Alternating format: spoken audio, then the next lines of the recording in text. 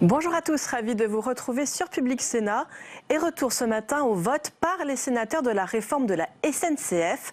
Après avoir sensiblement modifié le projet de loi sorti de l'Assemblée nationale, cela en bonne entente avec le gouvernement, les sénateurs ont hier adopté le pacte ferroviaire par 240 voix pour et 85 voix contre.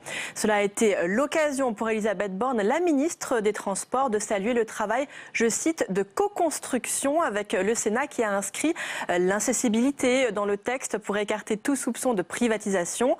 Les sénateurs ont aussi renforcé le volet social du projet de loi ainsi que veillé à l'aménagement du territoire afin que les petites lignes jugées peu rentables soient préservées au maximum malgré l'ouverture à la concurrence. Sinon, les sénateurs ont acté l'essentiel du texte, l'ouverture à la concurrence, je le disais, la fin de l'embauche au statut au 1er janvier 2020 et la transformation de la SNCF en société anonyme. Tout de suite donc, retour au vote solennel des sénateurs. Et tout d'abord, je vais donner la parole à Madame la Présidente, Madame Éliane Assassi, pour le groupe communiste, républicain, citoyen et écologiste. Et elle dispose de 7 minutes. Vous avez la parole, Madame la Présidente. Merci, Monsieur le Président, Madame la Ministre, mes chers collègues. Les masques sont finalement tombés. Malgré un semblant de rébellion par la proposition de loi Moret-Nègre, la majorité sénatoriale et le gouvernement sont en fait au diapason. Vous êtes d'accord pour changer le statut de la SNCF, casser le statut des cheminots et ouvrir à la concurrence les transports ferroviaires sans aucune étude d'impact. Nous avons été le seul groupe à voter un amendement de suppression de l'article 1er qui transforme la SNCF en une myriade de sociétés anonymes soumises au Code du commerce. Ainsi, il n'aura fallu que 3 jours à notre haute assemblée pour mettre fin à 80 ans de service public ferroviaire, livrant aux appétits privés un secteur d'intérêt général. Pourtant, ni le président de la République, ni le gouvernement n'a reçu de mandat populaire pour ça. Le président Macron nous apporte la preuve que, loin d'emmener le pays vers la modernité, il en revient en réalité aux très vieilles sirènes libérales. Votre légitimité est donc extrêmement fragile, d'autant plus fragile que le résultat du vote action démontre qu'une majorité de cheminots refuse cette réforme, alors que ce sont eux les premiers acteurs du système ferroviaire. Malgré votre volonté de faire de cet examen une simple formalité, nous avons voulu débattre sur le fond, combattant pied à pied vos arguments et en étant aussi force de proposition. Nous sommes fiers d'avoir bousculé le scénario par la force de nos interventions et par nos amendements. Nous sommes fiers d'avoir porté au Sénat la voix des cheminots, mais aussi des usagers, des citoyens, de tous ceux qui refusent une société où l'accès au droit à la mobilité sera différent selon que l'on réside en ville ou à la campagne. Un droit dont l'exercice sera lié demain à son niveau de rentabilité pour les entreprises auxquelles on confiera sa réalisation. Sur la forme, l'adoption de ce texte a témoigné d'un double mépris, mépris des parlementaires par le passage par ordonnance et mépris social par l'absence de négociation avec les organisations syndicales. Concertation n'est pas négociation. Aujourd'hui, c'est bien le gouvernement qui porte la responsabilité morale et politique d'un conflit social majeur. Sur le fond, ce projet de loi est dogmatique et technocratique. Il est déconnecté du quotidien de nos concitoyens et ne traduit qu'une obsession pour un libéralisme exacerbé. Ce texte organise l'arrivée de nouveaux entrants en livrant clé en main les moyens et les savoir-faire de l'opérateur public et des cheminots aux intérêts privés. Transfert de salariés formés, des matériels roulants, des ateliers de maintenance, filialisation des gares, autant de facilités pour que les nouveaux entrants bénéficient de l'investissement conjoint de la SNCF et des autorités organisatrices. C'est une véritable distorsion de concurrence. Vous vous entêtez alors que les expériences européennes sont édifiantes. Dégradation du service, du coût pour les usagers et des conditions de travail en Allemagne, en Italie, en Angleterre, en Suède. Au final, nous ne savons toujours pas pourquoi il est nécessaire de changer le statut de la SNCF. Pourquoi, Au lieu des 3 établissements publics, il est urgent de faire 4 ou 5 sociétés anonymes. L'Europe ne le demandait pas. Pire, ce changement va entraîner une augmentation des taux d'intérêt du fait de la dégradation des notes des agences de notation liée à la suppression de la garantie illimitée de l'État. Pour aller au bout de votre projet de libéralisation, vous êtes même prêt à reprendre une partie de la dette à hauteur de 35 milliards en vous gardant bien néanmoins d'expliciter à la représentation nationale le scénario envisagé et la structure de la dette qui serait reprise malgré nos multiples interventions. Au final, il s'agit d'une stricte obligation comptable liée aux règles sur l'endettement des sociétés anonymes. Et c'est cela que vous érigez en symbole de l'engagement de l'État. Car, soyons clairs, il ne s'agit en aucune manière de donner plus de marge de manœuvre à SNCF Réseau, puisque dans le même temps, vous avez fait adopter une nouvelle règle d'or qui contraint drastiquement les investissements, notamment dans le réseau secondaire. Le président Macron est entré dans cette réforme au nom de l'équité par la dénonciation du statut des cheminots, en les jetant à la vindicte populaire, organisant le tous contre tous. Pour cela, il n'a pas hésité à déclarer que ce statut coûtait 700 millions alors que c'est 15 millions, soit un coût 20 fois inférieur au budget de communication du groupe. Au final, le changement de statut risque de coûter plus cher puisque les cheminots ont des conditions moins favorables que le Code du travail, notamment en ce qui concerne le travail de nuit ou du dimanche. Un chiffon rouge, donc, que le président a agité détournant l'attention des véritables maux du ferroviaire, le désengagement de l'État et son sous-financement. La presse du week-end ne tarit pas sur des concessions qui auraient été faites au Sénat. Franchement, nous ne voyons pas de quoi il s'agit, puisque tous les principes directeurs ont été confirmés. L'incessibilité a été actée, mais n'engage que ceux qui croient aux promesses d'un gouvernement aux ordres de la finance. Les conditions de transfert ont été légèrement assouplies en favorisant le volontariat et en permettant exceptionnellement la réintégration. Il faut quand même avoir à l'esprit que nous assistons à une grande première, le transfert de salariés statutaires d'une entreprise publique vers une entreprise privée. Au-delà du profond désaccord sur l'ouverture à la concurrence et le changement de statut de la SNCF, vous avez refusé toutes les assurances que nous proposions en repli. Un transfert fondé exclusivement sur le volontariat et un véritable droit de réintégration au statut sans limitation dans le temps.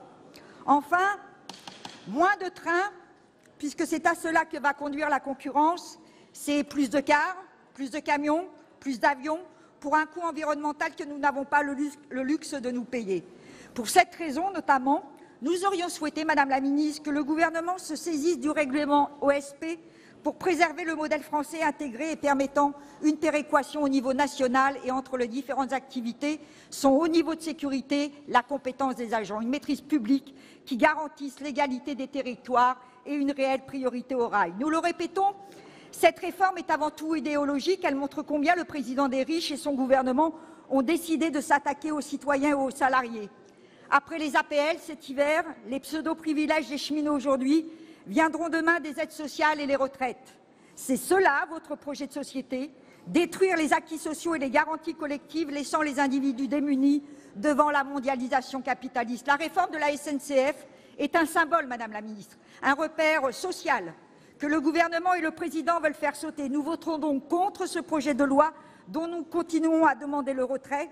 Il va à l'opposé d'une réforme ambitieuse pour construire le service public ferroviaire du XXIe siècle, écologiquement responsable et répondant aux besoins de la nation. Avec ce projet de loi, vous ne préparez pas l'avenir, Madame la Ministre, vous nous engagez dans une voie de garage. Merci, Madame la Présidente. Donner la parole au président Hervé Maurey pour le groupe de l'Union centriste. Je voudrais le remercier pour le travail de la Commission. Monsieur le Président, Madame la Ministre, Monsieur le rapporteur, mes chers collègues, dans quelques instants, au terme de 25 heures de débat, nous aurons à nous prononcer sur un texte très important, le projet de loi portant réforme du système ferroviaire. Dans cette affaire, tout avait pourtant assez mal commencé. Le Premier ministre, sans aucune concertation avec les parlementaires, avait annoncé le 26 février que la réforme se ferait par ordonnance, et le Sénat, au premier rang duquel son président, avait réagi fermement pour dénoncer cette procédure. Un peu plus de 2 mois plus tard, la situation a évolué positivement. Le gouvernement a accepté finalement de limiter le recours aux ordonnances en introduisant au fur et à mesure des débats des dispositions législatives. La ministre des Transports a eu l'intelligence de comprendre que le Sénat n'était pas dans une posture politicienne qui le conduirait à s'opposer par principe à ce texte. Elle a de ce fait choisi de travailler dans un esprit constructif et ouvert avec nous pour mener à bien cette réforme. L'Assemblée nationale, pour une fois, n'a pas prétendu tout régler, et le Sénat, comme toujours, a eu à cœur de privilégier l'intérêt général sur toute autre considération. Il convient à cet égard de saluer notre travail, le travail de la Haute Assemblée, et l'implication personnelle et très active de notre président Gérard Larcher. Dès l'origine, nous avons en effet manifesté notre soutien à cette réforme courageuse, en ayant en revanche à cœur de l'améliorer, et je crois pouvoir dire que c'est ce que nous avons fait. En commission, tout d'abord, grâce au travail remarquable de notre rapporteur, que je tiens à féliciter et à remercier vivement, puis en séance, guidé par 4 objectifs. Le premier, renforcer le volet aménagement du territoire de ce texte. Le deuxième, offrir aux salariés de réelles garanties en cas de transfert. Le troisième, poser les conditions nécessaires à la réussite de l'ouverture à la concurrence. Et enfin, le quatrième, maintenir un haut niveau de sûreté et de sécurité au sein du système ferroviaire. Sur l'aménagement du territoire, il revenait naturellement au Sénat et à notre commission de défendre ce sujet. L'ouverture à la concurrence, à laquelle nous sommes attachés, car elle doit renforcer notre système ferroviaire et la SNCF, ne doit pas en effet se faire au détriment des territoires ni au détriment des clients. Or, nous savons que le système de modulation des péages proposé par le gouvernement ne suffira pas à éviter que des dessertes TGV disparaissent au nom de la rentabilité. Le président de l'Autorité de régulation des activités ferroviaires et routières, Bernard Roman, qui est à l'origine de ce dispositif, l'a lui-même confirmé devant notre commission lors d'une récente audition. Pour garantir la pérennité des dessertes menacées, il faut aller au-delà. Il faut que l'État conclue, si cela s'avère nécessaire, des contrats de service public, comme nous l'avions déjà prévu dans notre proposition de loi adoptée par le Sénat le 29 mars dernier. Nous avons donc réintroduit ce dispositif.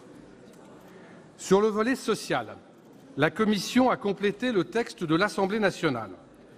Le rapporteur et moi avons reçu les syndicats et recherché avec le soutien du président du Sénat les voies et moyens de lever les inquiétudes légitimes des salariés. Nous avons voulu être pragmatiques et humains. Nous avons donc précisé les conditions du transfert en favorisant le volontariat. Nous avons également proposé un dispositif de retour pour les salariés transférés, leur permettant, dans un délai de 3 à 6 ans, de réintégrer le statut en cas de réembauche par le groupe SNCF. Et en séance, à l'unanimité et avec le soutien du gouvernement, nous avons décidé d'aller plus loin et de prolonger ce délai de 2 ans. Ce dispositif répond à une préoccupation forte des cheminots et il devrait contribuer à les rassurer. En ce qui concerne les conditions d'une ouverture réussie à la concurrence, nous avons tenu à conforter l'autonomie de Gares & Connexions en tant que filiale de SNCF Réseau pour préserver ses capacités d'investissement, ce qui est tout à fait essentiel. Nous avons également soumis la mise en œuvre de 2 dérogations à l'obligation de mise en concurrence, la dérogation pour circonstances exceptionnelles et la dérogation dite de compétence, qui sont des notions un peu floues, à l'avis conforme de l'ARAFER, pour éviter des interprétations excessives et surtout pour sécuriser le choix des autorités organisatrices lorsqu'elles souhaitent y avoir recours. Enfin, en matière de sécurité, nous avons voulu renforcer la coordination entre les acteurs en autorisant la création d'un groupement d'intérêt public pour assurer des missions transversales utiles au bon fonctionnement du système ferroviaire. Le texte qui vous est proposé constitue donc, comme l'a dit la ministre, un point d'équilibre et j'espère que son adoption, ainsi que les annonces du gouvernement sur la dette, permettront enfin de sortir d'un conflit social qui n'a que trop duré. Et je dois à cet égard me réjouir que le gouvernement et le président de la République, malgré la pression des syndicats, n'aient pas fléchi et je tiens à les en féliciter. Des inquiétudes demeurent néanmoins sur le texte, puisque le gouvernement a souhaité revenir sur plusieurs apports de notre commission en déposant des amendements qui n'ont pas été adoptés lors de la discussion, mais qui montrent néanmoins une volonté du gouvernement de revenir sur certains points. Ces amendements du gouvernement tendaient à réduire le rôle de l'ARAFER, alors que notre commission et au-delà le Sénat ont toujours veillé à préserver et même à renforcer le rôle de l'ARAFER et au-delà des régulateurs. D'autres amendements tendent à réduire l'autonomie financière de Gares & Connexions, ce qui mettrait en cause sa capacité d'investissement. Certains tendent à revenir sur l'incompatibilité des fonctions de dirigeants de SNCF Réseau avec celles de dirigeants de la holding de tête, ce qui reviendrait sur l'indépendance des SA entre elles. Tous ces amendements, je l'ai dit, ont été rejetés, mais nous serons particulièrement attentifs à ces questions lors de la réunion de la commission mixte paritaire, au cours de laquelle je pense que nous pourrons parvenir à un accord, sous réserve naturellement que ces points soient pris en compte. Mes chers collègues, sur ce texte, comme toujours, le Sénat a prouvé son sens des responsabilités et de l'intérêt général. Il a eu à cœur non pas de faire de la politique politicienne, mais d'agir dans le seul souci de l'intérêt général. Le rôle joué par le Sénat dans cette réforme majeure a été démontré, et notre rôle a également montré la nécessité d'un bicamérisme équilibré. À toutes celles et à tous ceux qui s'interrogent parfois sur le rôle du Sénat, que ce soit dans l'opinion publique ou parfois même au sein des instances gouvernementales, je crois que nous avons apporté une réponse claire et nette.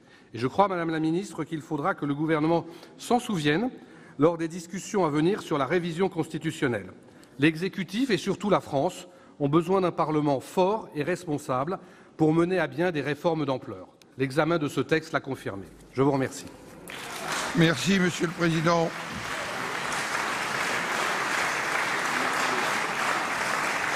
La parole est à notre collègue Olivier Jacquin pour le groupe socialiste et républicain.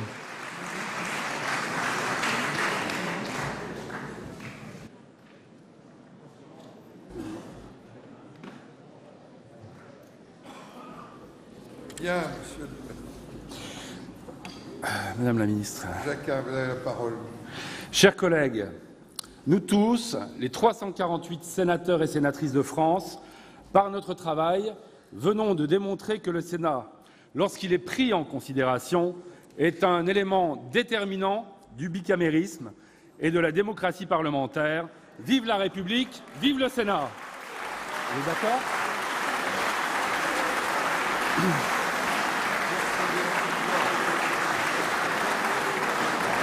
Merci. Je tiens à remercier tous ceux qui ont permis ce débat, la Commission, le rapporteur et Madame la Ministre.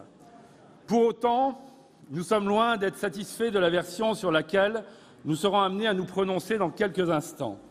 Madame la Ministre, nous vous l'avons répété plusieurs fois ces dernières semaines, votre réforme est une réforme à l'envers. Si la loi d'orientation des mobilités viendra un jour, nous ne pouvons que regretter cette inversion de calendrier, car c'est bien elle qui aurait dû déterminer une nouvelle trajectoire pour le ferroviaire parmi les mobilités. Mais rappelons-nous tout de même, chers collègues, de l'historique de ce projet de loi. Le Président de la République et le Premier ministre avaient annoncé une loi rapide par ordonnance et avaient tenu chacun des propos qui n'avaient d'autre but que de stigmatiser et provoquer les cheminots. Résultat des courses, des ordonnances, une grève longue et qui dure encore. Votre projet de loi n'était à son arrivée à l'Assemblée nationale composé que de 8 ordonnances. Il ressort du Sénat fort de 37 articles. L'ensemble des progrès législatifs obtenus ne l'ont en définitive été que parce que la mobilisation syndicale et parlementaire a été forte, preuve de la nécessité de respecter les corps intermédiaires. On ne dirige pas la France comme l'on dirige une start-up.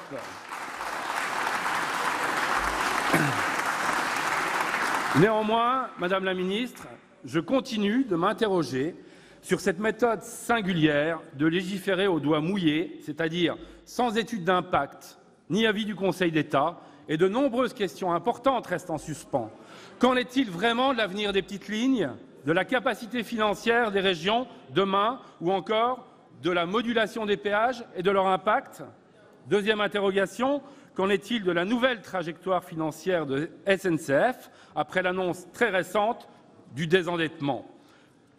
Je tiens d'ailleurs à rappeler devant notre Assemblée que ce désendettement a été rendu possible parce que le précédent gouvernement a réussi, à ramener l'endettement sous la barre fatidique des 3% du PIB en 2017, alors qu'en 2012, il était de 5,2%.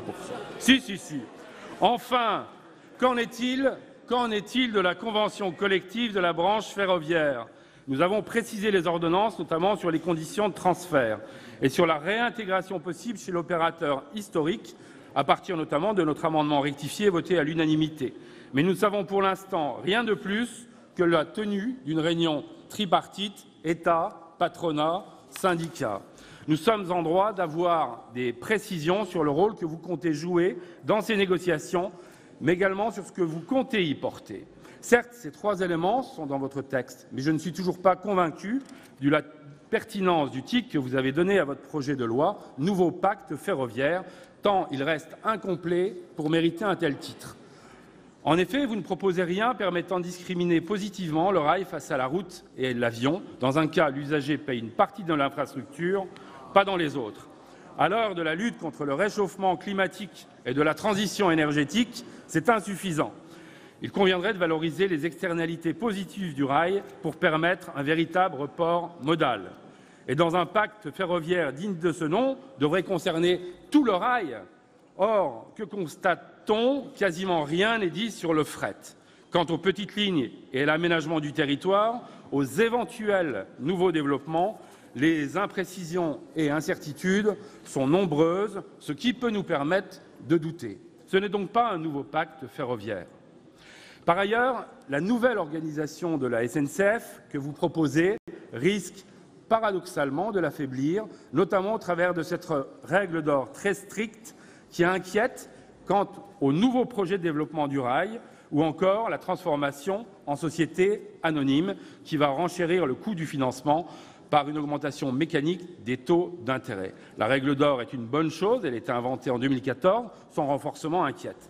Rien ne nous permet d'imaginer que nous allons ainsi pouvoir sortir de la logique malthusienne qui prévaut depuis maintenant bien trop longtemps, où régulièrement on coupe des petites lignes et des services sur les tronçons moins fréquentés, atténuant l'effet réseau du rail ainsi. Mais à l'opposé d'une opposition et obstruction systématique, nous avons porté de nombreuses idées nouvelles lors de ce débat, et notamment la place croissante de l'intermodalité et des mobilités douces dans nos modes de déplacement, le rôle des gares dans les territoires et les nouvelles interactions à créer avec les collectivités, la mise en œuvre d'un schéma de desserte d'intérêt national validé par le Parlement et donc des garanties d'égalité des territoires, la nécessité de mettre plus de démocratie dans la gouvernance SNCF et d'affirmer le rôle du Haut Comité du ferroviaire, créé en 2014 pour un fonctionnement plus transparent. Certaines de ces propositions ont été partiellement reprises par notre Assemblée. Chers collègues, ce mardi, nous sommes toujours sous un régime d'ordonnance et le conflit social très dur se poursuit. La grève ne s'est malheureusement pas arrêtée au soir du débat au Sénat, c'est qu'il y a encore des sources d'inquiétude. Cependant, vous nous avez annoncé une réunion tripartite et nous l'apprécions. Madame la ministre, le calendrier initial nécessitait de finaliser l'ouverture à la concurrence. Pour cela, il n'était pas nécessaire de provoquer un tel conflit et d'aboutir à un texte qui n'est pas véritablement un nouveau pacte ferroviaire. Dans ce contexte aussi incertain, nous ne vous donnerons pas un chèque en blanc pour une destination inconnue et voterons contre ce projet de loi. Un vote contre qui n'est pas protestataire, mais de vigilance avant la CMP et les dernières discussions avec les syndicats. Rendez-vous est donc pris pour les prochains textes sur lesquels nous porterons à nouveau des propositions ambitieuses et nouvelles, comme cela a été le cas ces dernières semaines. Je vous remercie.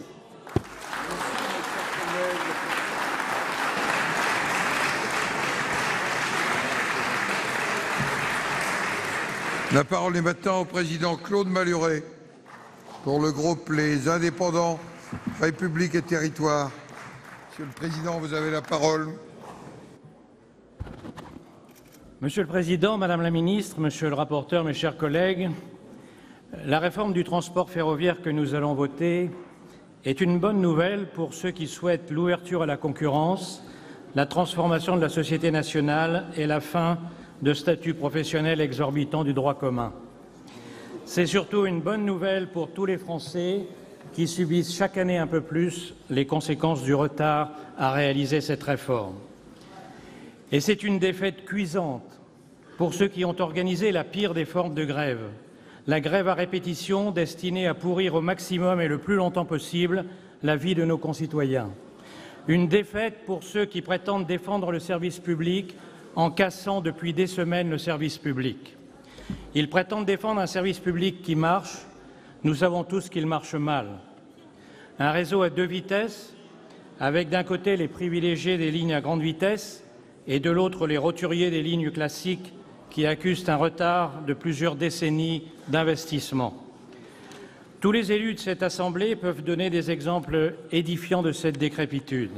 Les élus des territoires ruraux comme le mien, autant que ceux des banlieues de l'Île-de-France ou des grandes métropoles. Le système est usé jusqu'à la corde et tout le monde le sait. Comme est usé jusqu'à la corde le mythe de l'intouchabilité des structures et des statuts publics, alors qu'en France, avec le plus fort taux au monde des dépenses publiques, le transport ferroviaire, mais aussi l'hôpital, les prisons, l'université sont au bord du collapsus. Voilà pourquoi la stratégie des jusqu'au-boutistes de la grève est un échec. Absence de soutien populaire, fissure du front syndical, érosion du taux de grévistes, détermination du gouvernement, soutien du Parlement. 2018 ne sera pas 1995. Et la litanie de l'appel à la convergence des luttes ne fera pas plus advenir un nouveau mai 68 que la danse d'un sorcier vaudou n'amène la pluie.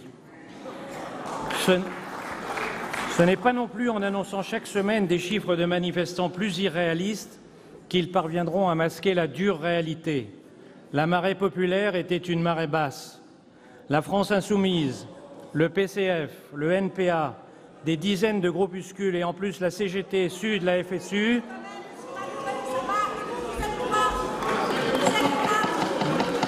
Camarades, camarades, vous savez ce que disaient les... Camarades, s'il vous plaît. Vous savez... Non, à la fin, si vous avez... Vous savez ce que disait Lénine? Vous savez ce que disait Lénine? Poursuivez, monsieur Malhuret. Lénine disait « Les siffleurs ont une tête d'oiseau ».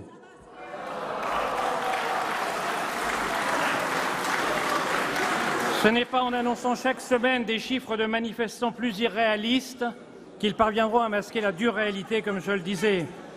Le PCF, la CGT, Sud, la FSU, tout cela pour finir à 30 000 à Paris, encore moins que pour la fête à Macron. Ce n'est pas enfin avec un référendum bidon, des urnes en carton trimballées d'un dépôt à l'autre, des feuilles volantes en guise liste d'émargement et à la sortie un score digne de l'élection de Brejnev au Politburo. Comme disait Staline, ce qui compte, ce n'est pas le vote, c'est la façon dont on compte les votes. Ce n'est pas avec cette ultime et dérisoire tentative qu'on fera oublier la réalité des sondages convergents. 2 tiers des Français sont pour la réforme et contre la grève. Pourquoi cela? Parce qu'après des années d'enfumage sur le thème de la grève par procuration, les Français se posent les vraies questions. Pourquoi est-ce dans le secteur public, dont l'une des justifications principales est la continuité, que les grèves, donc l'interruption du service pour les usagers, sont les plus fréquentes? Pourquoi est-ce que pour s'opposer au gouvernement, ses adversaires ne trouvent pas d'autre solution que de s'en prendre aux usagers? Les jusqu'au-boutistes, déguisés en défenseurs de la veuve et de l'orphelin, n'étaient pas que dans la rue, ils étaient aussi ici. J'ai entendu, avec plus d'amusement que de colère, le discours de certains de ceux qui m'ont précédé à cette tribune, qui continuent à se réclamer d'une idéologie archi-décédée, comme ces personnages de bande dessinée,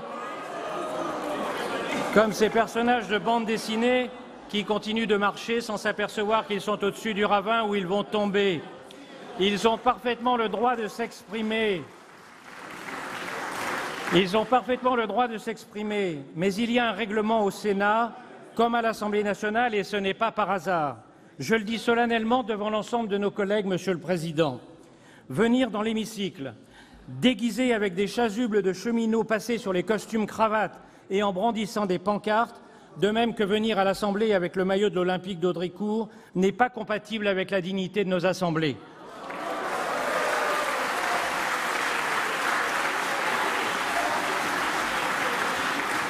Si nous acceptons ce précédent sans réagir dans la société du spectacle que nous vivons, il ne faudra pas s'étonner que demain, d'autres viennent en maillot de bain ou avec leur caniche en laisse.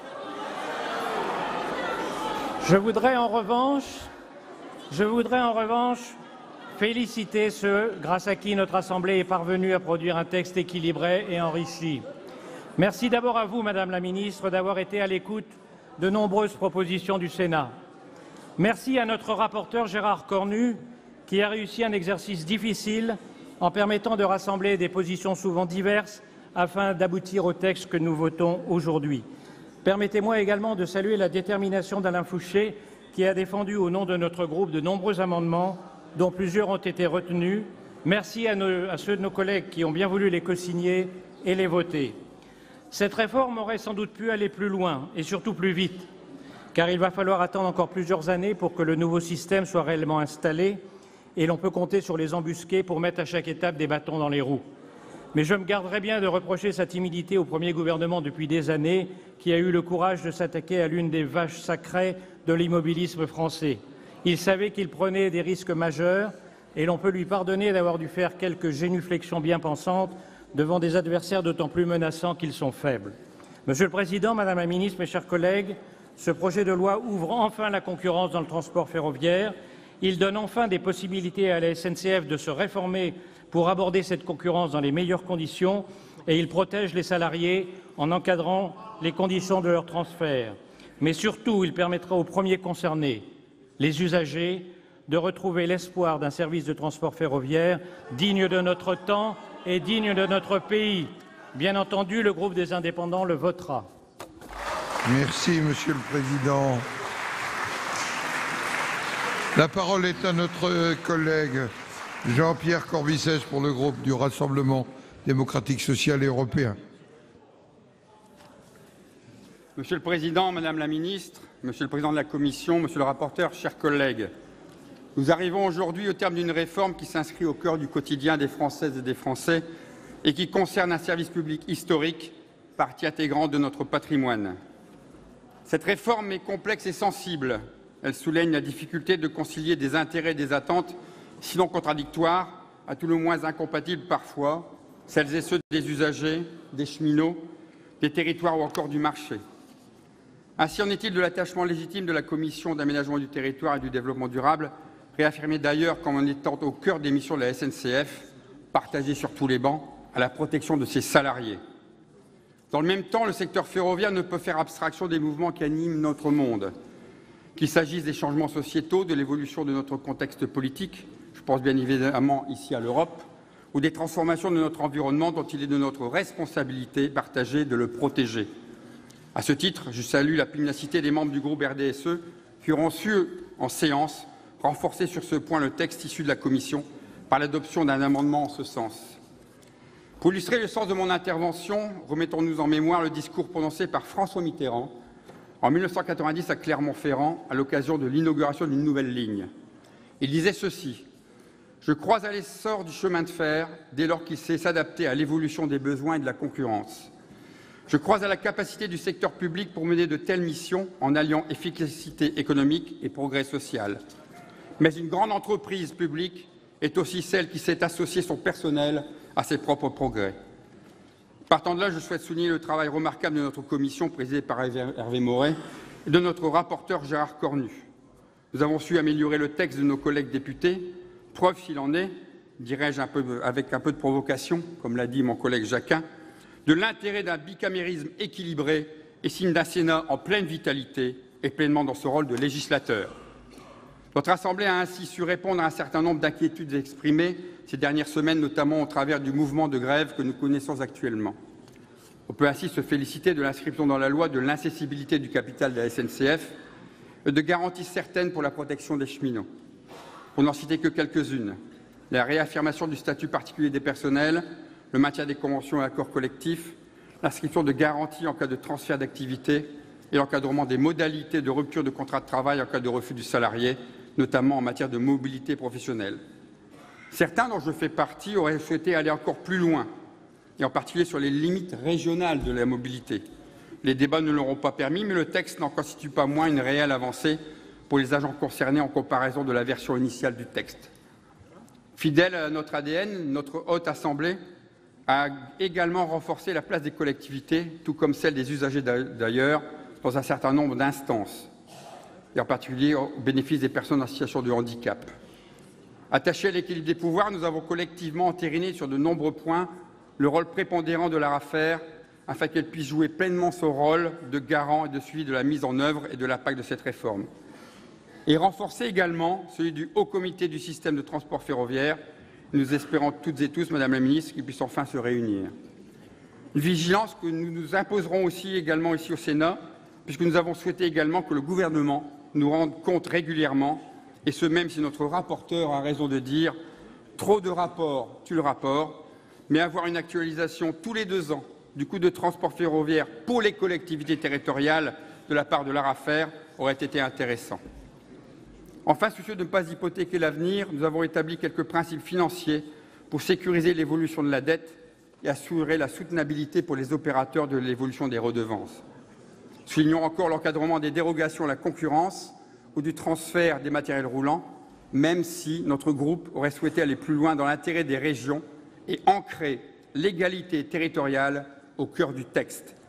En effet, Madame la Ministre, où se placera le curseur de la solidarité nationale? Quand le président de la région des Hauts-de-France, Xavier Bertrand, propose de financer à hauteur de 50% les coûts de rénovation de la ligne Abbeville-Le Tréport, l'État se réfugiera-t-il derrière la règle du retour sur investissement calculé par SNCF Réseau ou suivra-t-il la collectivité prête à s'engager? Je ne parlerai pas de la ligne Brive-Aurillac. Et que se passera-t-il pour les régions les plus pauvres s'il n'y a pas de péréquation favorable? Nous devons, mes chers collègues, rester vigilants à ce que l'on ne crée pas des régions à 2 vitesses. Je terminerai par un élément qui me tient particulièrement à cœur en ma qualité d'élu local, et j'espère que la CMP ne reviendra pas dessus, la confirmation des contrats de service public de transport ferroviaire. Introduits en commission, ces contrats contribueront à préserver les dessertes TGV cruciales en matière d'aménagement et de dynamisme des territoires pour des lignes moins rentables. J'oserais, mes chers collègues, une dernière citation, empruntée à Jules Renard, dont le père a construit la ligne de chemin de fer Laval-Caen.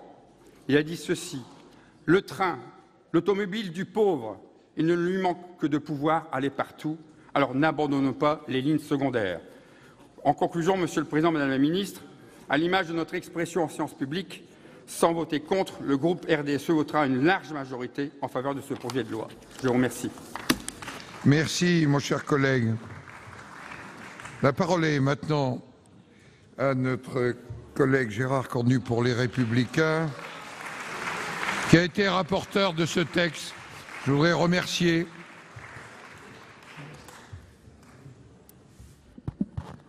Monsieur le Président, Madame la Ministre, mes chers collègues, vous le savez tous, le Sénat était très attendu sur cette réforme ferroviaire et je crois pouvoir dire qu'il a été à la hauteur de l'enjeu, fidèle à son sens du dialogue et de la concertation. Le débat a été de grande qualité et chacun a pu défendre ses convictions dans le respect et l'écoute de l'autre. La volonté du gouvernement de présenter une loi d'habilitation à légiférer par ordonnance et en même temps de promouvoir le dialogue social pour introduire au fur et à mesure des dispositions concrètes au Parlement a été mal comprise et a eu le don de mécontenter à la fois les parlementaires et les syndicats. La majorité sénatoriale avait donc le choix entre 2 attitudes. Soit une opposition stérile au gouvernement, en laissant pourrir le conflit entre le gouvernement et les grévistes. Soit celle plus responsable, de sortir par le haut de cette épreuve pour la France et les Français. Malgré l'attitude méprisante du gouvernement envers les sénateurs, auteurs de propositions de loi de grande qualité, votées parfois à l'unanimité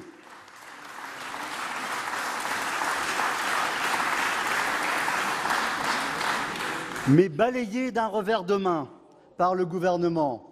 Circuler, il n'y a rien à voir. Votre proposition, vos propositions, sont de grande qualité, mais tout doit se passer à l'Assemblée nationale et ça doit être un député En Marche qui doit reprendre vos propositions de loi.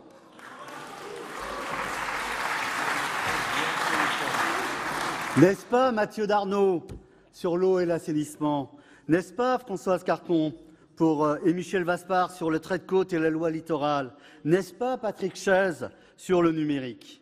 Voilà la réalité.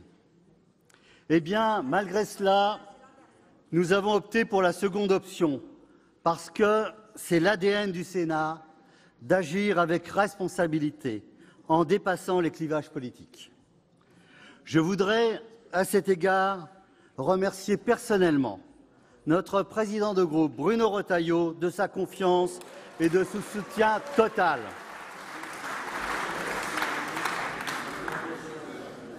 Un climat de confiance réciproque s'est également instauré entre la Commission de l'aménagement du territoire et du développement durable et la ministre des Transports, Élisabeth Borne, qui a permis une véritable co-construction de la loi. Et j'espère, Madame la ministre, que votre attitude positive envers le Sénat servira d'exemple pour certains de vos collègues du gouvernement.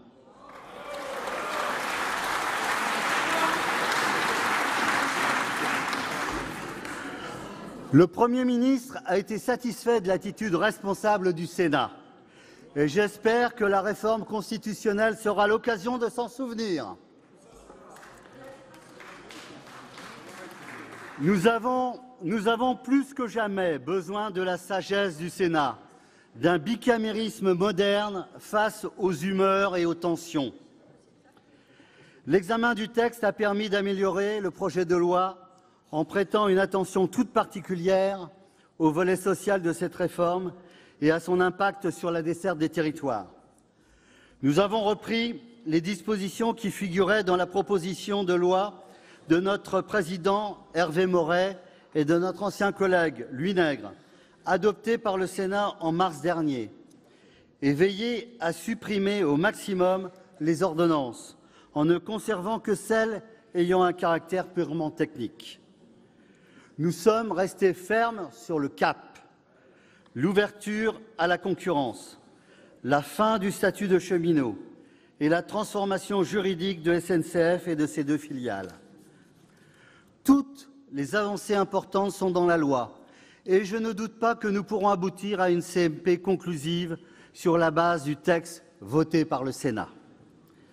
L'aménagement du territoire a été au cœur de nos préoccupations, notamment les petites lignes et les dessertes directes TGV sans correspondance pour les villes moyennes, qui auraient pu être menacées dans le contexte d'ouverture à la concurrence. Les avancées sociales sont importantes et je voudrais saluer le rôle déterminant et le soutien total de notre président du Sénat, Gérard Larcher,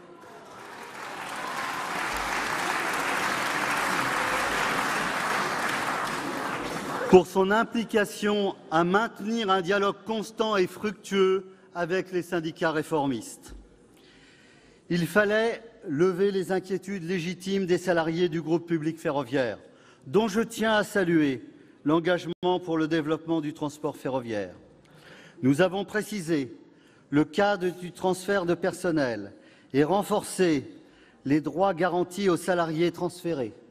Par exemple, en favorisant le volontariat à l'échelle de la région, en permettant le droit au retour sur une période déterminée, initialement de 3 à 6 ans, que nous avons porté à 8 ans en séance par un amendement du rapporteur voté à l'unanimité et approuvé par la ministre. Nous avons voulu faire taire les rumeurs injustifiées de privatisation de la SNCF en inscrivant dans la loi que le capital de la société SNCF et de ses deux filiales serait intégralement détenu par l'État et incessible. Pour conclure, je voudrais m'adresser aux syndicats et aux grévistes. Le groupe Les Républicains votera ce texte issu des travaux du Sénat et je n'ai pas de doute sur son approbation sénatoriale à une large majorité. Le Sénat a mis vraiment la réforme sur de bons rails. Pour toutes les avancées sociales validées par la ministre, j'ai la certitude que le texte ne sera pas dénaturé par la CMP. J'y veillerai personnellement. Et comme le disait Maurice Thorez,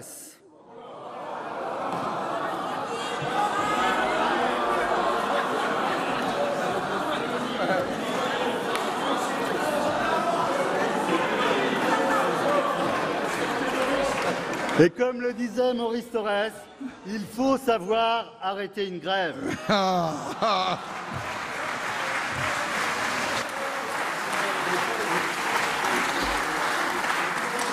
Le texte issu du Sénat vous en donne une véritable opportunité.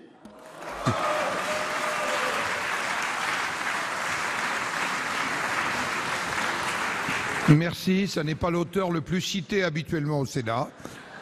Et je donne la parole à Frédéric Marchand pour le groupe de La République En Marche. Vous avez la parole. En terminant mon intervention le 29 mai dernier, j'évoquais l'injonction lancée par Victor Hugo le 21 juin 1877 à notre Assemblée. Sénateurs, prouvez que vous êtes nécessaires. Après plusieurs jours de débat sur le nouveau pacte ferroviaire, nous pouvons, sans forfanterie aucune, dire que nous le sommes. Dire que le Sénat était attendu sur ce texte, comme l'a dit Gérard Cornu, est un doux euphémisme, et nous n'avons pas failli. Le train est parti à l'heure indiquée, et après un parcours que certains pensaient parsemé d'embûches, il est arrivé en gare, sans retard, après un voyage sans doute harassant, mais ô combien passionnant. La qualité de nos débats fait honneur à la vie parlementaire, car le débat, oui le débat, nous l'avons eu. Et il a permis aux uns et aux autres de s'exprimer au regard de leur sensibilité. Il y a quelques semaines, certains nous avaient annoncé un débat confisqué par le gouvernement, sous couvert d'ordonnances et une réforme qui serait menée à la hussarde. Les mêmes aujourd'hui tentent de nous expliquer que le débat n'a été rendu possible que par la pression exercée depuis le début du mouvement social.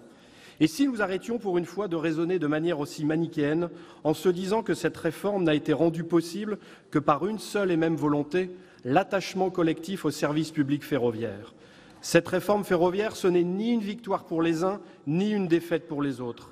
Cette réforme ferroviaire, c'est d'abord et avant tout la volonté que nous partageons sur ces bancs de préserver notre service public ferroviaire à la française, en l'armant de la meilleure façon qui soit face à l'ouverture à la concurrence.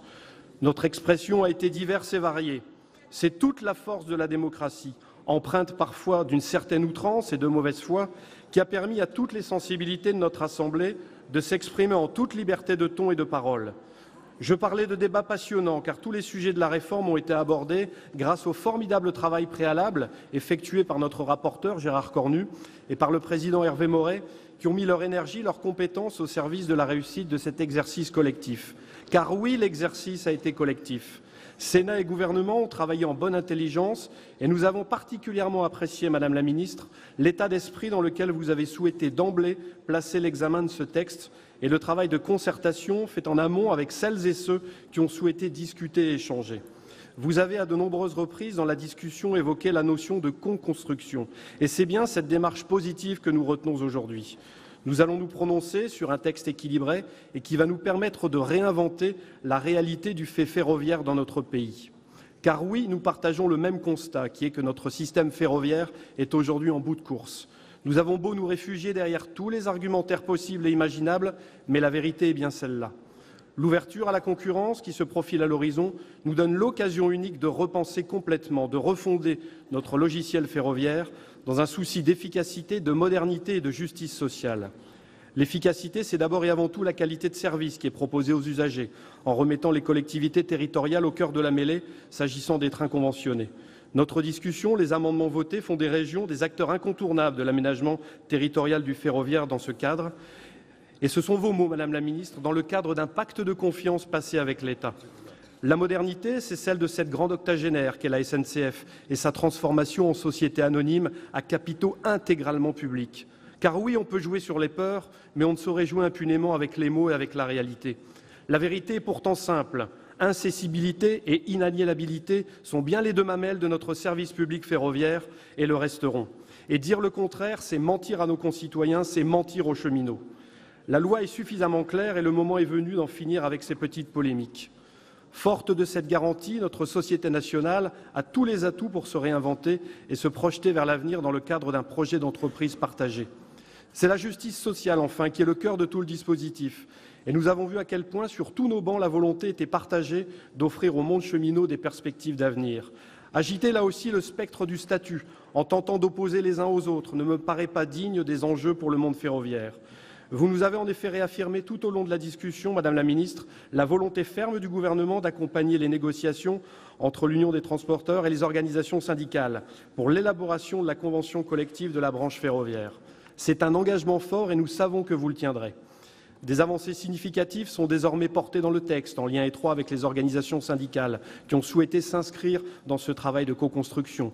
Le recours au volontariat à l'échelle régionale en cas de transfert, la portabilité des droits, le maintien intégral de la rémunération en cas de transfert, l'unité sociale au sein du groupe, le retour au statut entre la 3e et la 8e année pour un cheminot qui retourne à la SNCF sont autant de mesures significatives qui donnent sens à la réforme. Alors oui, il est faux de dire que cette réforme se fait au détriment du monde des cheminots.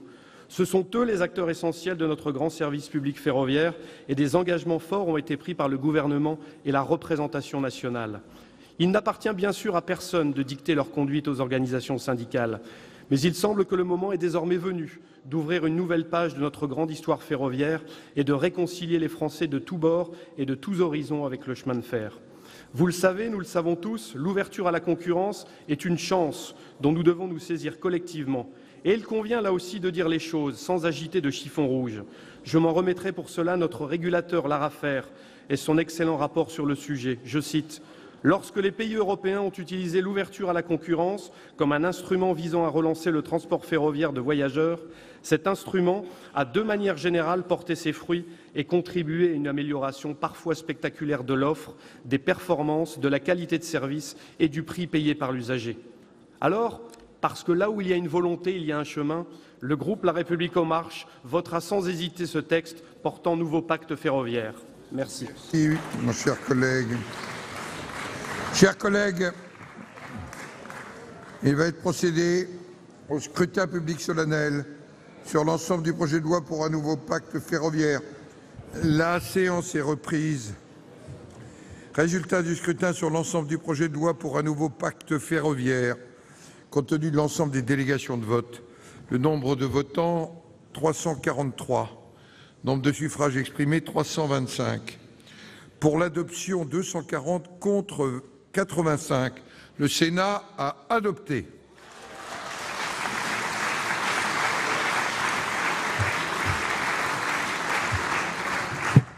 Et je donne bien volontiers la parole à Madame la Ministre, qui a vu que c'était un voyage de rêve avec le Sénat. Voilà. Merci, Monsieur le Président.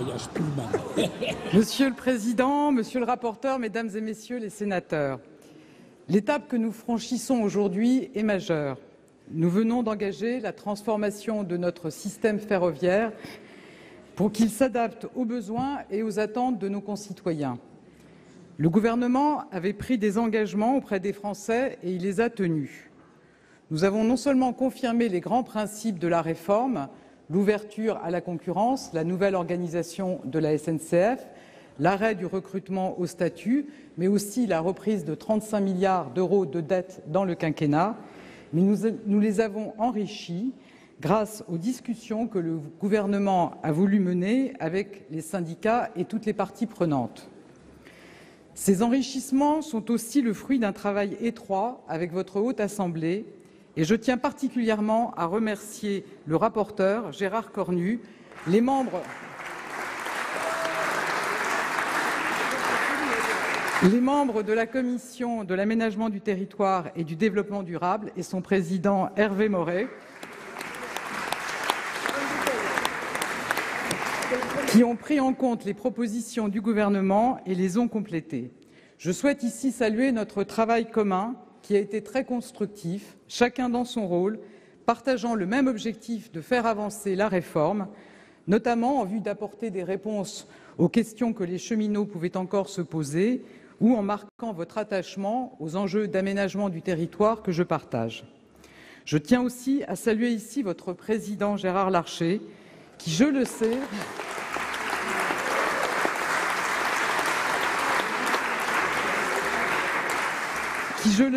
a été très attentif à ce que le Sénat, au-delà de nos divergences, joue pleinement son rôle dans ce débat, fidèle au sens du dialogue inscrit dans l'ADN de votre Haute Assemblée.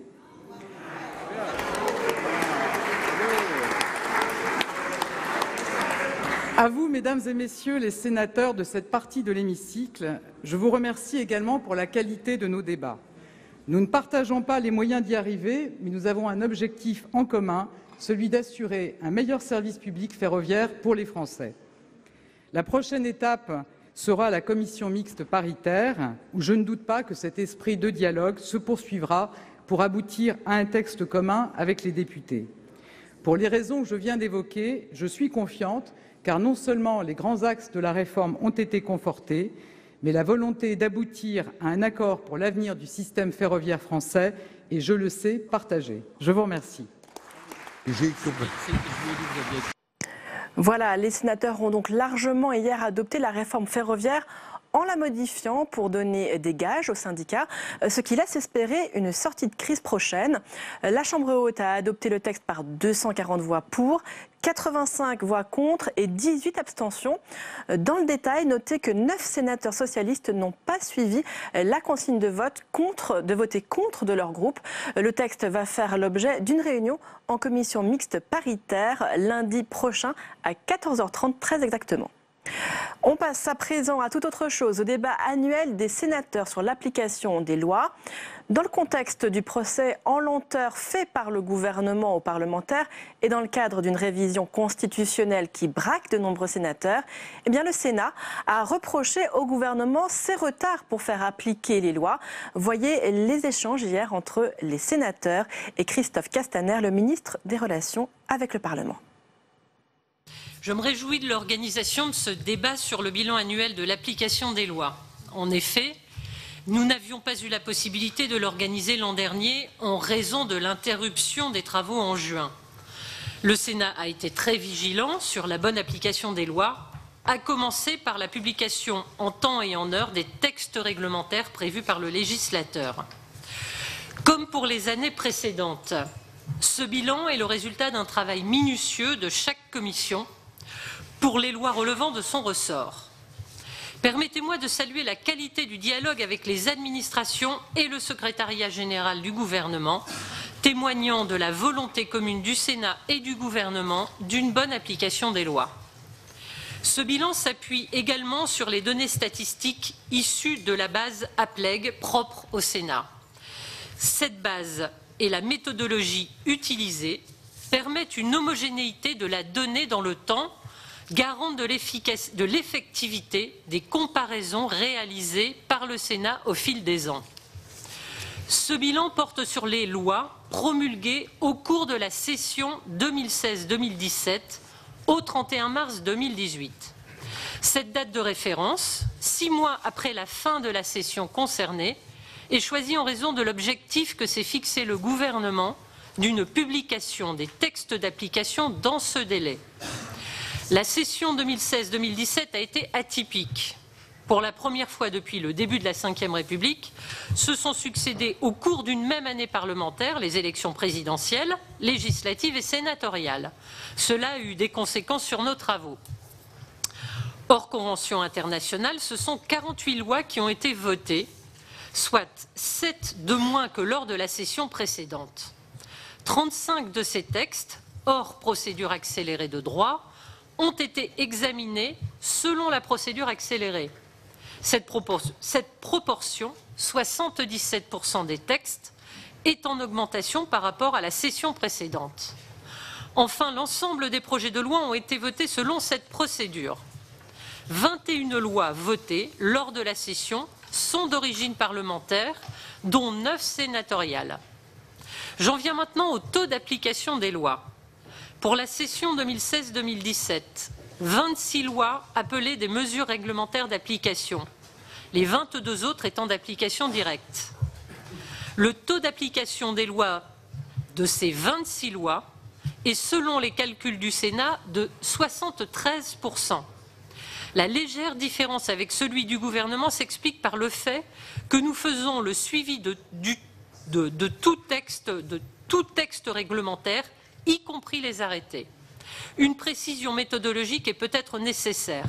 Le taux d'application, qu'il soit calculé par le Sénat ou par le gouvernement, est compris comme le rapport entre le nombre de mesures prises et le nombre de mesures attendues.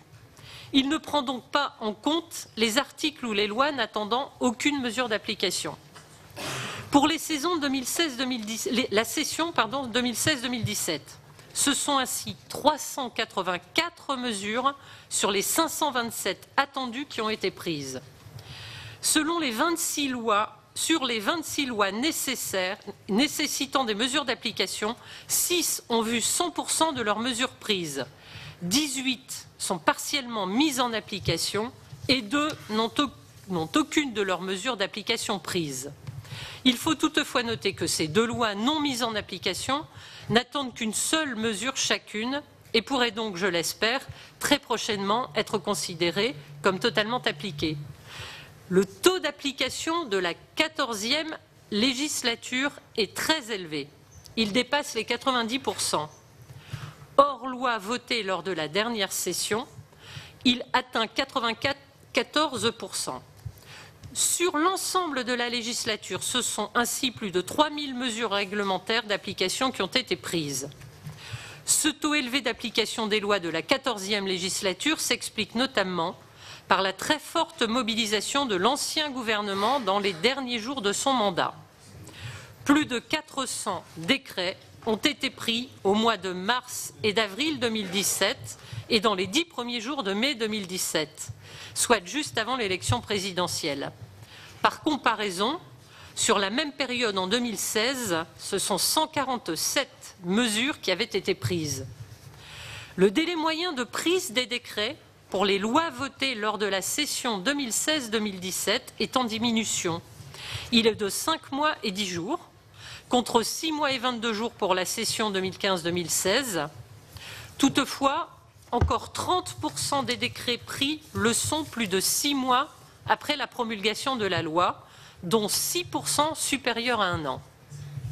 En outre, le délai de prise des décrets d'application est supérieur à celui du vote de la loi selon la procédure accélérée. 5 mois et 6 jours, soit 158,5 jours, sont en moyenne nécessaires pour les décrets d'application, contre 145 jours pour l'adoption de la loi selon la procédure accélérée. On peut ainsi s'interroger sur le recours toujours plus accru à la procédure accélérée face à une lenteur supposée de la procédure législative. Or, au final, le gouvernement a besoin d'un délai supérieur pour prendre les textes d'application, et encore seulement une partie d'entre eux. La période de référence contient également 2 lois de la nouvelle législature appelant des mesures d'application. Les 2 lois de septembre 2017 relatives à la confiance dans la vie politique. L'ensemble des décrets d'application de ces lois ont été pris. En outre, les éléments transmis par M. Marc Guillaume, secrétaire général du gouvernement, pour les lois votées depuis le 1er octobre 2017, témoignent d'un engagement fort du nouveau gouvernement. À titre d'exemple, il ne reste qu'un décret d'application à prendre pour la loi numéro 2018-166 du 8 mars 2018 relative à l'orientation et à la réussite des étudiants. Il pourrait être pris avant fin juin. Dans ces conditions, cette loi serait rendue totalement applicable dans un délai de moins de 4 mois. Ce début de 15e législature est donc porteur d'espoir et nous espérons qu'il annonce une prise de mesures d'application plus complète et rapide pour la nouvelle législature. Malheureusement, il reste un certain nombre de points noirs. Je n'en citerai qu'un, la remise des rapports au gouvernement, qui reste trop faible malgré nos remarques chaque année. Les rapports de l'article 67 devant être déposés 6 mois après la promulgation de chaque loi et permettant de suivre son application sont très peu remis. Seuls 5 sur les 26 lois de la session appelant des mesures d'application ont été déposées. La remise des rapports demandés par le Parlement au gouvernement dans le cadre d'une loi est également trop faible. Au cours de la session 2016-2017, près de 70 rapports au gouvernement ont été demandés, dont 48 devaient être remis avant le 20 mai 2018. Or, le taux de remise n'est que de 25%. Le Sénat ne demande pas systématiquement des rapports et se prononce souvent contre ceux non susceptibles de lui apporter des informations substantielles. Dans ces conditions, il souhaite pouvoir disposer de ceux qui ont été prévus par la loi. Certains rapports sont remis avec un retard important. Dans d'autres cas, sans aucune explication, ces rapports sont prêts mais ne sont pas transmis. Par ailleurs, certains rapports ne sont pas transmis officiellement au Parlement au motif qu'ils sont rendus publics. Or, le processus de transmission établi permet notamment de veiller à une information rapide des parlementaires sur l'existence de ces rapports. Enfin, ce bilan ne peut faire abstraction des discussions en cours sur une prochaine révision constitutionnelle. Il s'intéresse ainsi aux ordonnances et permet un constat. L'argument de la célérité de l'ordonnance comme véhicule normatif est à relativiser. Le délai moyen de prise de l'ordonnance, calculé comme le temps constaté entre la date de demande d'habilitation et la prise de l'ordonnance, est de 571,5 jours. 4 ordonnances ont nécessité un délai supérieur à 1000 jours. Ce délai est ainsi 3 fois plus élevé que le délai moyen de vote d'une loi pendant la session 2016-2017, qui est de 196 jours. En outre, l'ordonnance peut elle-même nécessiter des décrets d'application, en complément de ces délais qui sont déjà importants. Je rappellerai ici le contrôle qui vient d'être mené au sein de la Commission des affaires économiques sur la loi du 1er juin 2016 qui habilite le gouvernement à légiférer par ordonnance pour réformer Action Logement. Alors que l'ordonnance a été adoptée rapidement, dans un délai de 4,5 mois, le comité des partenaires du logement social prévu par l'ordonnance n'est toujours pas installé plus d'un an après la mise en œuvre de la réforme, faute d'adoption des décrets relatifs à sa composition et à son fonctionnement. Or, cette structure est fondamentale car elle est censée, et elle est la seule, pouvoir jouer un rôle de vigie à l'égard des orientations et de la distribution de la participation des employeurs à l'effort de construction entre les organismes et entre les territoires. Monsieur le ministre, quand le gouvernement compte-t-il prendre le ou les décrets concernant le comité des partenaires? Je terminerai cette présentation en rappelant les propositions en matière d'application des lois du groupe de travail du Sénat mis en place dans la perspective de la révision constitutionnelle. Il s'agirait de créer un nouvel article 37.2 obligeant le gouvernement à prendre les mesures générales d'application des lois. En outre, sur le modèle de la saisine du Conseil constitutionnel, il est proposé de permettre au président des deux assemblées ainsi qu'à une soixantaine de députés ou une soixantaine de sénateurs de saisir le Conseil d'État en l'absence de publication des mesures réglementaires d'application d'une loi dans un délai raisonnable. Vous le voyez, Monsieur le Ministre, notre institution est très attachée à l'application effective des lois que nous votons. Je vous remercie. Merci Madame la Présidente. Il y a quelques chiffres à méditer. La parole est à Pierre Ouzoulias pour le groupe communiste, républicain, citoyen et écologiste. Vous avez la parole. Merci Monsieur le Président, Monsieur le Ministre, chers collègues. Moi j'aimerais évoquer une loi dont l'application a été fulgurante puisqu'elle a été appliquée avant d'être votée. Je veux parler de la loi OR, orientation et réussite des étudiants. Vous le savez, Monsieur le Ministre, le portail Parcoursup a été institué par un arrêté qui a été pris alors que la loi n'était même pas en discussion au Sénat. Cet arrêté a été ensuite annulé, remplacé par un arrêté identique portant application de la même loi. Il y a là une sorte de forgerie qui nous pose problème et qui aussi nous enlève un pouvoir de saisine devant le Conseil d'État, puisque notre premier arrêté aujourd'hui est annulé et rend sans doute caduque notre saisine. Le Conseil d'État ne s'est pas encore prononcé sur le fond, mais sa réponse sera sans doute celle-ci. Alors, je connais votre argumentaire, monsieur le ministre, vous allez nous dire qu'il fallait absolument éviter le tirage au sort à la rentrée de septembre 2018. Vous savez comme moi que le tirage au sort, il était illégal. Donc, si telle était votre seule intention, il suffisait d'appliquer la loi. Merci. Monsieur le ministre. Je crois que nous avons déjà eu l'occasion de répondre à cette évocation-là. Ce que je sais, monsieur le sénateur, c'est qu'avec le dispositif Parcoursup, aujourd'hui, 75% des candidats bacheliers connaissent leur destination pour la rentrée de septembre. Et c'est une excellente nouvelle, monsieur le sénateur, parce qu'il se trouve qu'à un an, l'année dernière, il est important d'avoir de la mémoire, ici comme ailleurs, aucun candidat bachelier n'avait d'informations sur cette destination. Aucun. Et donc, je vous le dis, monsieur le sénateur, messieurs les sénateurs, mesdames, messieurs, on peut quand même se rassurer de ce fait-là. Alors certes, il y avait un dispositif peut-être illégal, celui du tirage au sort, mais il était la règle depuis de trop longues années, et vous savez les dégâts que cela a pu faire.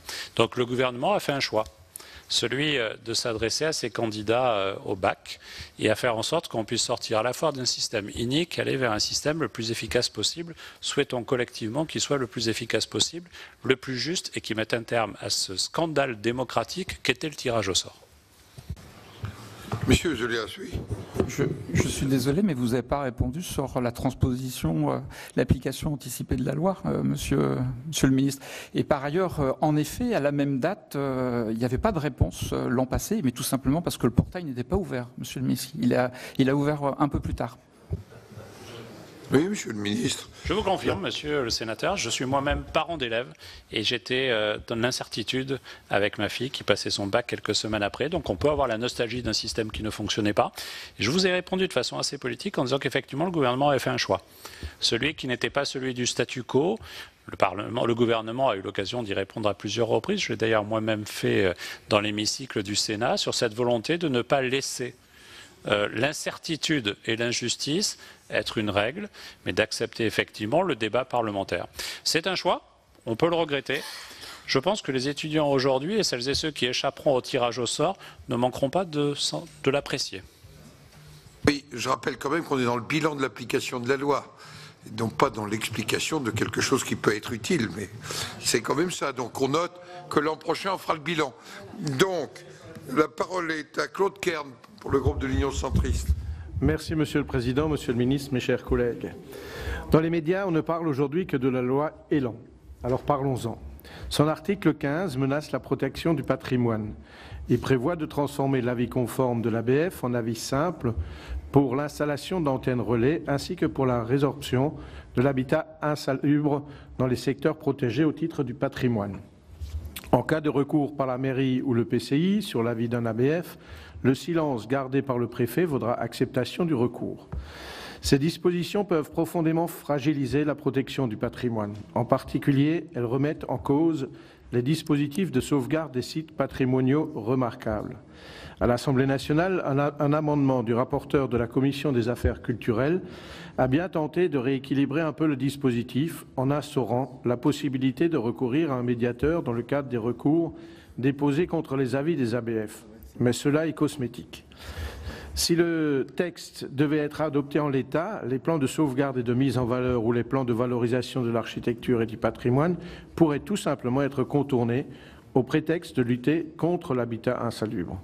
Or, les régimes de protection des sites patrimoniaux remarquables ont été mis en place il n'y a même pas 2 ans par la loi dite LCAP du 16 juillet 2016. Le décret d'application des articles concernés date du 29 mars 2017. Sur la base de quel bilan de la loi LCAP le gouvernement se fonde-t-il pour remettre aujourd'hui en cause les équilibres de protection patrimoniale de ce texte? Alors on est plutôt sur le bilan, monsieur le ministre. Justement, Monsieur le Président, il va m'être difficile de répondre. Tout à l'heure, Philippe Bas nous invitait à atteindre l'idéal dans les exécutions. Là, l'idéal serait que je puisse évoquer les modalités d'application d'une loi qui n'est pas encore votée. Donc je vous propose... Mais voilà, je vous propose sur le premier volet qu'on puisse prendre le temps d'attendre le débat parlementaire et j'entends bien qu'il viendra ici sur cela. Sur la première partie qui fait référence donc à l'architecture et au patrimoine.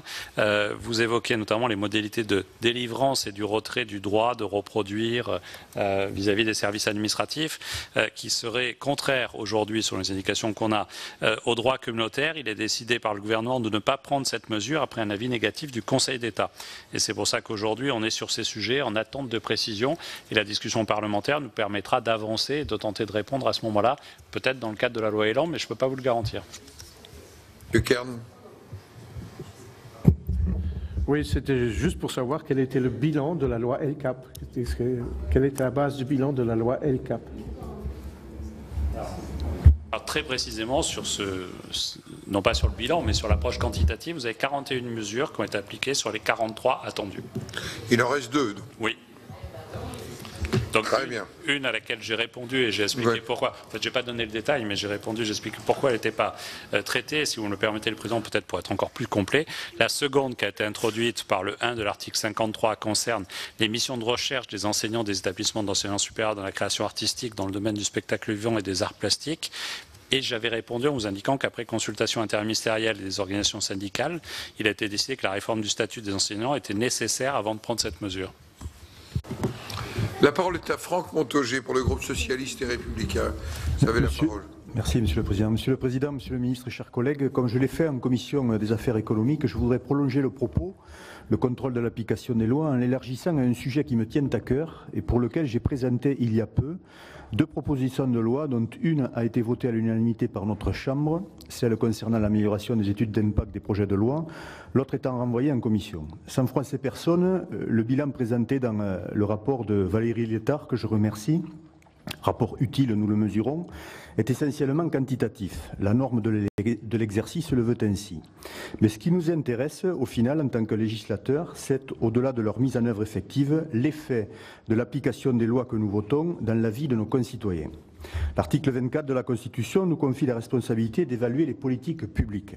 L'exercice d'aujourd'hui relève de notre mission de contrôle, mais comment contrôler efficacement sans évaluer l'effet des textes promulgués et inversement ? J'observe qu'en mars dernier, le comité d'évaluation et de contrôle des politiques publiques de l'Assemblée nationale a publié un rapport dont je partage totalement le diagnostic en ce qui concerne les insuffisances de l'évaluation des politiques publiques par les parlementaires, même si je peux émettre des réserves sur les solutions proposées qui reviendraient à externaliser un travail que nous devrions être en mesure d'accomplir par nous-mêmes et selon des méthodes accessibles à tous. Le 19 avril, le journal Le Monde a publié une tribune signée de députés de toutes tendances faisant le même constat. Ces députés appellent à la création, je cite, d'un office d'évaluation des politiques publiques avec en son sein une unité de chiffrage transpartisane et indépendante de l'administration et des groupes d'intérêt. C'est en substance ce que je présentais le 7 mars dernier en séance à notre haute assemblée en proposant un conseil parlementaire d'évaluation des politiques publiques et du bien-être tout en promouvant l'utilisation de nouveaux indicateurs de richesse complémentaires du PIB. Cette proposition a été renvoyée en commission. Il faut être exigeant avec les siens, alors je souhaite que le Sénat soit moteur à l'avenir dans ce domaine.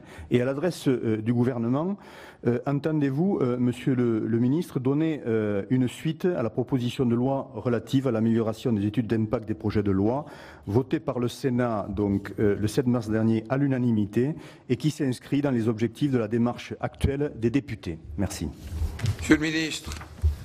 Merci Monsieur le Président. Tout d'abord sur le dernier volet, sur une PPL, ce n'est pas le gouvernement qui peut donner suite sur la poursuite de la discussion, mais plus globalement, votre propos me semble frapper au point du bon sens. Parce qu'effectivement, vous avez raison, on pourrait se contenter d'une approche quantitative, alors qu'une approche qualitative est nécessaire. Elle est beaucoup plus difficile, beaucoup plus subjective, mais elle paraît importante. Et je crois que quand on évoque le fait qu'une loi doit produire la totalité ou pleinement ses effets, on a besoin de cette approche quantitative, mais aussi et surtout dans la traduction concrète, dans le réel de nos concitoyens, ou des protections de nos territoires, par exemple, dans des effets pleins et entiers. L'article 24 de la Constitution consacre d'ailleurs le rôle du Parlement dans cet enjeu de contrôle et d'évaluation des politiques publiques. Il y a des dispositifs comme l'appui de la Cour des comptes qui peuvent être mobilisés. Il y a des offices parlementaires propres à chacune de nos assemblées et quelquefois des approches communes entre nos deux assemblées. Je pense que tout cela y concourt activement. Mais vous avez, j'allais dire vous avez raison, non, je n'ai pas jugé si vous avez raison, mais j'entends votre propos parce qu'effectivement, ce sentiment général est celui d'un caractère relativement inabouti du contrôle et de l'évaluation parlementaire dans les formes actuelles. Je sais qu'il y a des réflexions qui sont conduites dans les deux assemblées sur cela, que vous y avez contribué par votre propre proposition de loi. J'ai moi-même été entendu la semaine dernière à l'Assemblée nationale par la Commission des finances dans le cadre du printemps de l'évaluation qui vise à donner davantage de substance à l'examen de la loi de règlement. Je pense que c'est essentiel. Nous passons 7 semaines à l'Assemblée nationale, 5 semaines au Sénat pour voter le projet, la loi de finances et la loi de finances de la sécurité sociale, et nous passions que 2 heures pour en contrôler les règlements à l'Assemblée nationale. Cela montre une vraie anomalie. Je pense que la révision constitutionnelle à venir apportera, n'en pas douter, l'occasion pour nous tous d'avancer sur ces sujets, et je suis à titre personnel intimement convaincu que la montée en puissance de l'évaluation et du contrôle par les assemblées est quelque chose qui renforcera notre équilibre démocratique. Je me permets d'ajouter, Monsieur le Ministre, que évaluation d'abord étude d'impact. Deuxièmement, évaluation, ça nécessite un certain nombre de moyens et le Sénat vient de se doter budgétairement dans les débats d'orientation budgétaire d'un budget autonome parce que c'est le travail des commissions aussi de conduire ces évaluations. Je dois dire que je suis très très prudent sur des organismes extérieurs. À force de dépouiller le Parlement, je crois que nous oublions l'essentiel du travail. C'est à nous d'encourager le Parlement et les commissions de le faire ainsi. Voilà pourquoi le Bureau a pris cette orientation. La parole est... Monsieur Montaugé, vous vouliez ajouter quelque chose? Pardonnez-moi. Non, il faut qu'on s'y mette collectivement. C'est vraiment un sujet d'enjeu démocratique tout à fait fondamental. Merci pour votre réponse, Monsieur le Ministre. Pour le groupe Les Républicains, Monsieur François Bonhomme, vous avez la parole. Merci, Monsieur le Président. Monsieur le Ministre, mes chers collègues, à écouter ce débat, ce bilan, on voit comment les dysfonctionnements sur le retard dans l'application des lois peuvent prendre des formes multiples. Ma demande, elle porte sur les mesures d'application non prises à ce jour concernant la loi relative à la prévention et à la lutte contre les incivilités dans le transport collectif de voyageurs. La loi du 22 mars 2016 relative à la prévention et à la lutte contre les incivilités, contre les atteintes à la sécurité publique et contre les actes terroristes dans les transports collectifs de voyageurs, dont j'avais été le rapporteur en son temps, comportait plusieurs dispositions visant à mieux protéger les transports en commun contre le risque d'attentat et à lutter contre la fraude, les incivilités et la violence au quotidien. Or, au 31 décembre dernier, 2017, date du précédent bilan de l'application des lois, 4 mesures réglementaires d'application de la loi sur les 11 prévues par le texte étaient manquantes. Si 2 mesures ont été prises depuis cette date, je regrette que 2 mesures d'application prévues par l'article 18 de la dite loi demeurent à ce jour manquantes au 31 décembre, en tout cas, au 31 mars dernier. Je rappelle que le décret d'application de l'article 18 doit notamment permettre le croisement des fichiers informatiques des fraudeurs avec ceux des administrations publiques et des organismes de sécurité sociale. Il était donc important pour la mise en œuvre effective de l'objectif de la loi. Il prévoit que les demandes des exploitants et les renseignements communiqués en réponse transitent par l'intermédiaire d'une personne morale unique. Or, la définition des modalités d'application de ces dispositions a été renvoyée à un décret, un Conseil d'État, non pris au 31 mars dernier. Je regrette par ailleurs que n'ait pas été prise l'arrêté conjoint du ministre de l'Intérieur et des ministres chargés des Finances et des Transports, prévu par ce même article 18, afin de déterminer le nombre maximal des agents de la personne morale unique spécialement habilités pour accéder aux renseignements communiqués aux exploitants. J'ai attiré en son temps l'attention du gouvernement sur ces retards d'application par le biais d'une question écrite au 15 mars dernier. Je rappelle que l'article 74 stipule que le gouvernement dispose d'un délai de 1 mois pour y répondre. Je regrette également que cette question, comme d'autres d'ailleurs, n'ait pas pour l'heure fait l'objet de réponses attendues. Dans cette optique, je tiens à souligner, non sans regret, que seules 63 des 156 questions écrites relatives à l'application d'une loi déposée lors de la session 2016-2017 ont obtenu une réponse, soit un taux de 40%. La longueur des délais des réponses obtenues, dont la moyenne est de l'ordre de 3 mois et demi, oscille entre 21 et 273 jours. Monsieur le ministre, je réitère donc ma question. Pourriez-vous nous préciser à quelle échéance le gouvernement entend finaliser la mise en application de la loi relative à la prévention et à la lutte contre les incivilités dans les transports collectifs de voyageurs? Monsieur le ministre. Merci, Monsieur le Président. Monsieur le sénateur Bonhomme, jusque-là, je trouvais que j'avais pu tenter d'être efficace dans mes réponses. Et là, les deux sujets que vous abordez, y compris celui du retard aux questions écrites, me met en difficulté. Et je ne vous fais pas un reproche de cela, et je me fais plutôt un reproche à moi-même et à mes collègues membres du gouvernement. Et puis, sur le sujet... Ça vous rappellera la conférence des présidents, monsieur. Par exemple, Monsieur le Président. Mais je dis ça en souriant, parce qu'évidemment, il vaut mieux avoir ce sourire-là, mais votre questionnement est parfaitement légitime, et je le dis régulièrement à mes collègues ministres, les retards qui peuvent s'expliquer par différentes raisons ne sont pas acceptables. Et je le dis devant la représentation du Sénat. Et puis je vais commencer par la fin de ma réponse, mais j'y reviendrai rapidement sur la question que vous me proposez, en étant brutal, en disant que la procédure doit être aujourd'hui reprise de zéro et nécessite une nouvelle concertation interministérielle, une saisine de la CNIL et du Conseil d'État, et à la suite de l'entrée en vigueur du RGPD, il conviendra sans doute de réaliser également une étude d'impact préalable et qu'un projet de préparation du projet d'arrêté interviendra en parallèle. Je vais quand même être un peu plus précis dans ma réponse, mais j'assume une réponse qui n'est pas à la hauteur de l'ambition parlementaire à ce moment-là. Bon, sur les 4 qui manquaient au 31 mars 2017, les 4 mesures d'application, 2 mesures ont depuis été prises, de sorte qu'il n'en reste plus que 2. Et au 31 mars 2018, donc, 2 mesures d'application devaient être prises. Ce sont ces modalités d'application que je vais rapidement évoquer et qui, je vous l'ai dit en préliminaire, aujourd'hui doivent être reprises à zéro. Manque actuellement 2 mesures d'application de l'article 18 de la loi, un décret en Conseil d'État pour préciser les modalités selon lesquelles les exploitations des sociétés de transport public pouvaient, dans le cadre d'une transaction, obtenir des administrations publiques et des organismes de sécurité sociale des informations sur les contrevenants, et un arrêté qui devait également être pris afin de déterminer le nombre des agents de la personne morale unique chargés de collecter ces informations et pouvant y accéder. En fait, ce projet de décret avait fait l'objet d'une saisine du Conseil d'État le 26 janvier 2017 et nécessitait en parallèle une consultation de la CNIL. La teneur de l'avis de la CNIL, intervenue en février, donc très rapidement 2017, appelait des modifications substantielles qui nécessitait une saisine rectificative qui n'a pu intervenir dans les délais raisonnables, et le Conseil d'État s'est finalement dessaisi de ce texte. Et donc c'est la raison pour laquelle la procédure doit être reprise à zéro. Votre question est une alerte et a été une alerte aussi pour les services du ministère concerné. Monsieur Bonhomme.